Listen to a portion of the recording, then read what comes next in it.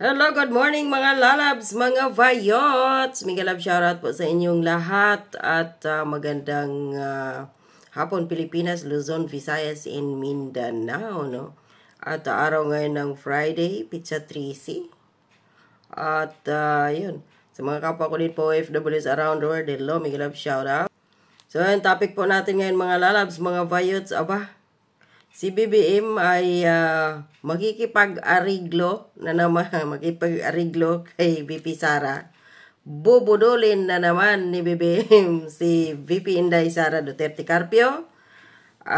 Ito yung ating topic ngayon, no? So, kung bago lang po kayo sa aking YouTube channel, huwag po kalimutan mag-subscribe, like, at share. Maraming salamat. So, ito yung pasabog ni Miss Maharlika, no? Na meron siyang natanggap mula sa kanyang mga puting itlog, puting ahas, mga ano pang klaseng puti na yun. Na yun na nga, no, na si BBM daw ay nagpadala ng isang emisaryo or mensahero kay VP Sara balak budulin. So ito pakinggan po natin mga lalabs, mga vayots kung ano yun. Dito kay Maharlika din, magbigay tayo ng komento reaction. I don't know kung babagitin ni Inday to, pero may nakarating sa akin. One day, talagang babagitin na yan. Mayroong natataranta at nababangag lalo. Naman. Okay, ito, pakinggan nyo ha. Mayroong pinadala si Bangag Jr. na emisaryo papunta kay Inday Sara. Very recent to. Okay? Anong ginawa? Kinakausap si Inday Sara, inaareglo, ayon sa ating putingas, inaareglo si Inday Sara na ang sinasabi nitong emisaryo na ito, pwedeng si manggagamit, si Amy, pero for sure, hindi na magtitiwala dyan si Inday. Sabi nga ni Inday, wala na yan. Never again. Totoo yun. After all, mapati-pati kagad sa ilang mga linti na pangdum, abala. Credit to Miss Maharlika to ha. Hindi na yan mga lalabs, mga bites. Kung matatandaan ninyo sa isang tawag dito, speech ni Inday, na sinabi niya na once kalaban na kita, or kaaway na kita forever. Forever na yun. Tapos, di ba, kamakailan yun? Na sinabi din ni VP Inday na yung relasyon nila ni Bongbong Marcos ay no returning back. Wala na. O ano nga sagot ni Bongbong Marcos doon nung tinanong siya ng media? No, never. Never daw, wag daw magsalita ng tapos. Di ba, yun yung ibig sabihin ni BBM doon. So, bakit nga ba mga lalabs, mga bayots, nataranta si Bongbong Marcos ngayon at yung kanyang mga aliporis dyan? Dahil si VP Inday Sara, ayon sa kanyang press con noong nakaraang araw, ay hindi siya susuko, hindi siya aatras. Kahit nga daw patungan siya ng patong-patong na kaso ang ano sa kanya, hindi siya aalis ng bansa. Haharapin niya iyon. O nag-offer pa nga daw si dating Pangulong Duterte ng tulong sa kanya para sa abogado. Inayawan niya yon, pati si Congressman Marcolita. Gusto niya na magiging defense counsel niya sa impeachment. Ayaw din niya. Nagpapasalamat lang. So talagang palaban si Inday. So bakit nga ba ngayon natataranta si Bongbong Marcos dahil hindi natitinag si VP Inday Sara? Isa na dyan, yung tapang ni Inday Sara. At alam nila na talagang yung mga kaso ginagawa nila ay to disqualify VP Inday Sara para sa 2028 election. Kasuhan na ng patong-patong, anti-terrorism, terorista ng tingin ni Bongbong Marcos kay VP Inday. At kung ano-ano pa, impeachment. Tapos, titibisin pa. Kasi anti-terror mga armas, baka tataniman, kung ano pa. Gagawing terorista pa si Inday. So, hindi na siya makakatakbo pa na kahit saang posisyon, kahit barangay councilor, hindi na siya pwede. Yun yung gusto gawin ng administrasyon ni Bongbong Marcos. At isa sa mga kinakatakutan ngayon ni Bongbong Marcos ay itong Iglesia ni Cristo. Hindi pa po tapos. Wala pang specific day or pizza kung kailan mag-rally ang Iglesia ni Cristo dahil kapag ituloy ang impeachment, talagang ano na yung mga kongreso doon at senado, dyan magrarally ang Iglesia ni Cristo. Hindi pa ngayon. Kaya kayong mga tanso, huwag kayong pakampante na sinasabi ni Sangkay dyan, ni Kakofi, ni kung sino pa dyan ng mga vloggers na hindi na matutuloy. O lol. gaano kayo kasigurado. Dahil mismo dito, yung pinsan ko, na may pinsan din siya, first cousin din niya sa side sa nanay niya, Iglesia ni Cristo. At ang sinabi niya, hindi pa nagbigay ng order kung kailan magrarally. Nakikiramdam ang Iglesia ni Cristo. Yun. Kapag may ginawa sila kay Inday, tuloy-tuloy yan, dyan ninyo makikita, talsik si Bangag dito. Dahil lahat ng sikta ng mga religious group sa Pilipinas, sasali. At sasali din, dito na siguro, yung mga military. Dahil sa ginawa ngayon ni Martin Romualdez, ibang ibang topic yun. Okay, lunggo yun. Naintindihan naman siguro ni Inday. Anyway, pwede, Julian's World. Ang siste ganere, okay? Kinakausap ngayon si Sarah dahil hindi nagpapatinag si Inday Sarang astig. So, binubudol na naman. Alam niyo kung anong sinabi ng emisaryo. Mensahero. At mensahe ni Bangag.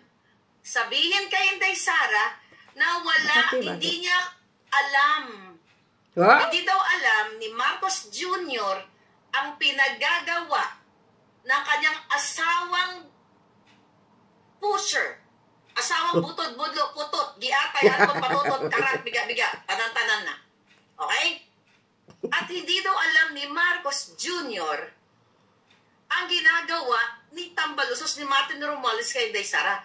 Kaya sabi ko sa kausap ko, nagbulol na rin ako. Grabe, no? Ganito ba talaga kabobo ang tingin ni Bongbong Marcos kay VP Sara? Na, ang tawag dyan, kalat na sa buong mundo yung balita kung ano yung ginawa ni Liza Marcos at ni Martin Romualdez kay VP Sara. Hindi niya alam. Siya nga mismo nananawagan na kunwari mayroon siyang pinakalat o mayroong kunwaring kumalat na text message na wag i-impeach si VP Sara. Nung kalaunan, yun, isiniwalat ni Tonyeng. Binigay para kay Tonyeng iyon. Naipakalat ni Tonyeng na, yun, may message si PBBM. Na ganito, ganon, wag ipa-impeach si VP Sara. Dahil si Tonyeng ay isang spokesperson ni Liza, ni Martin Romualdez at ni Bongbong Marcos sa social media. Kasi wala na stinking Pinoy. Andun, lumubo na ng gusto na parang bulak. Kulang nilang tusukin ng karayom or yung pandible, diaper pin, para popotok na si Tipe na nasa ibang bansa. Wala na si Tonyeng. Si Mike Abe, hindi man yun masyado pinapanood or parang hindi sikat, something ganyan, no? So, ganyan kabobo ang tingin ni Bongbong Marcos kay BP Inday Sara. Nasasabihin niya, magpapadala siya doon ng mensahero at magsabing, pag-isabi kay BP Inday Sara na hindi ko alam yung mangyayari, ulol. Bongbong Marcos naman, grabe ka naman kabangag. Ganun na ba talaga? Nabudol mo na si Inday, nabudol mo kami. Nung panahon ng kampanya, kaya ka namin binoto, abay, manluluko ka pa ulit. Pag sure, oy. Sabi ko doon sa kausap ko, sabi ko, baka nang ina pala niyang hinayupak na yung Bangag. Naman. Bangag talaga. Sa tingin ba nila maniniwala si Inday Sara? Sabi nga, hindi ka naniniwala. Okay, ipagpalagay na natin. Sabi na hindi alam ni Bangag. No, posible ibig sabihin, kargado talaga siya ng pulburon, nakadodong. Hindi niya alam. Nakatiling, nakapulburon din ako. Ha? At ni Tambaluslos kay Inday Sara, after na mag-speech na, ano sabi ni Bangag nung nag-statement si Inday Sara? Baka ako ng ospital dito sa kapulburon ko. Ganito ba talaga magpulburon? Tumigil na nga ako, punyeta, baka masugod tayo sa hospital katulad ni Bangag. Okay, tigil na ako sa... Yun na nga. So, dito na. So, malinaw mga lalabs, mga bayot sa puting ahas ni Maharlika na nais ngayon, budulin na naman ni Bongbong Marcos si VP Inday Sara for the first or second time, third time around. So, sa tingin ninyo, magpabudol si VP Inday Sara. Ayaw na nga niyang kumuha. Sinabi na nga niya doon sa kamakailan yun sa press con niya Magha-hire siya ng private security or bodyguards. Ayaw na niya.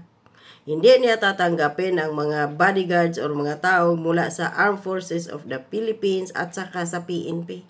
Dahil alam niyang hindi siya secure doon. Nanganganib ang buhay niya dahil minsan na siya kamuntikang mapatay, masaksak pa dito, kaya mayroon siyang dito. Yung scars, ano ba yung tawag doon? Gulod, sa amin, ano ba tawag niyan? Pilat dito. Dahil yun sa pinadala ni Bongbong Marcos sa kanya, nung September ba yun? Something ganyan, no? Na mga presidential security. Mula sa Malacanang yun. Na yung isa pala doon sa kanila, ay inutusan pala na papatayin siya at sinaksak siya, hindi lang nagtagumpay. Kaya sabi niya, di ba nung tinanong bakit may ganito siya? May sugat siya dito, sabi niya, binalak nila akong gurgurin, hindi sila nagtagumpay. Ayun. So wala. So ngayon, ayaw man hindi man nagpapatinag si VP Sara at nanganganib talaga si Bongbong Marcos. Ngayon, alam nila yun.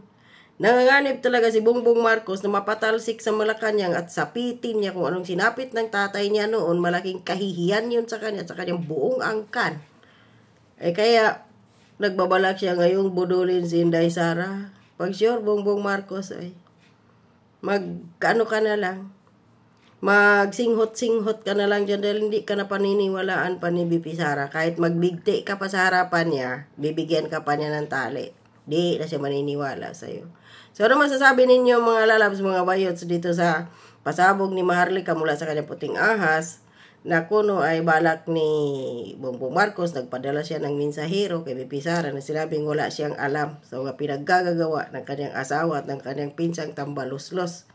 Maniniwala kayo dyan at nakikipag-ariglo siya. Maniniwala kayo? Paki-comment down below. Maraming salamat. Stay safe po. God bless and happy weekend. Bye-bye.